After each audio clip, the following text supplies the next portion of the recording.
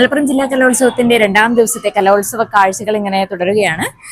രണ്ടാം ദിവസം girls higher secondary സ്കൂളിലുള്ള ഭരതനാട്യത്തിന്റെ വേദിയിലെ പിന്നാമ്പുറ കാഴ്ചകളാണിത്. ഞാനുള്ളത് ഗ്രീൻ റൂമിലാണ്.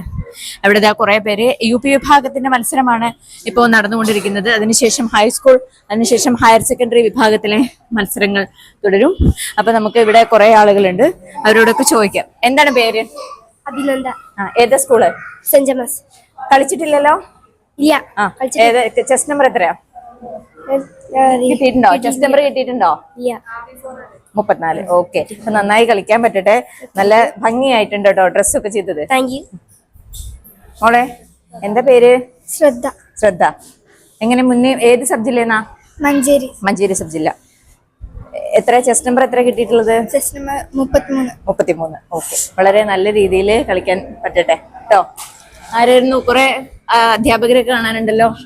മാഷേ, എങ്ങനെയാണ് കുട്ടികളെയൊക്കെ പരിശീലിപ്പിച്ച കാര്യങ്ങളും ഒക്കെ ഒന്ന് പറയാമോ? 8 മാസത്തെ കഠിന പ്രയത്നത്തിന്റെ ഒരു ഫലമാണ് ഇപ്പൊ ഇന്നിവിടെ നടക്കാൻ പോകുന്നത്. അതെ അതെ, അതില് ആകാംക്ഷയോടുകൂടി കാത്തിരിക്കുകയാണ്. എന്താ മാഷിന്റെ പേരെന്താ? എന്റെ പേര് പ്രമോദ്. അതെ അതെ. മാഷ എവിടുന്നാ? ഞാൻ തൃപ്പനിച്ചയാണ് സ്വദേശം. അതെ.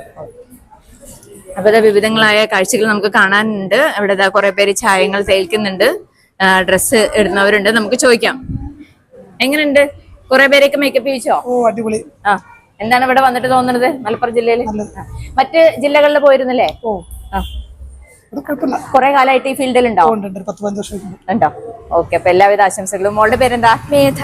മേധ. എവിടുന്നാ? ഏത് ഉപജില്ലന്നാ? മങ്കട ഉപജില്ലന്ന്. ഓക്കെ. UP വിഭാഗമാണോ? ആണോ? ഓക്കെ. അപ്പൊ നന്നായി പെർഫോം ചെയ്യാൻ പറ്റും കേട്ടോ. എല്ലാവിധ ആശംസകളും. അപ്പോ നമ്മുടെ ഗ്രീൻ റൂമിലെ ദൃശ്യങ്ങളാണ് ഇവിടെ കണ്ടത്. കുറെ പേര് ഡ്രസ്സ് മാറ്റുന്നുണ്ട്, കുറെ പേര് ലിപ്സ്റ്റിക് ഇടുന്നുണ്ട്. അങ്ങനെ വിവിധങ്ങളായ കാഴ്ചകളുണ്ട്. രക്ഷിതാക്കളൊക്കെ പുറത്ത് നിൽക്കുന്നുണ്ട്. കുറച്ചു പേരുടെ പേരിലൊക്കെ കയ്യിൽ ചിലങ്കയൊക്കെ കാണുന്നുണ്ട്. കുറച്ചു പേര് അവിടെ നിന്ന് ഫോട്ടോ എടുക്കുന്നുണ്ട്. അങ്ങനെ വിവിധങ്ങളായ കാഴ്ചകൾ നമുക്ക് ഇവിടെ നിന്ന് കാണാൻ സാധിക്കുന്നുണ്ട്. കലോത്സവ കാഴ്ചകൾ തുടർന്നുകൊണ്ടേയിരിക്കുകയാണ്.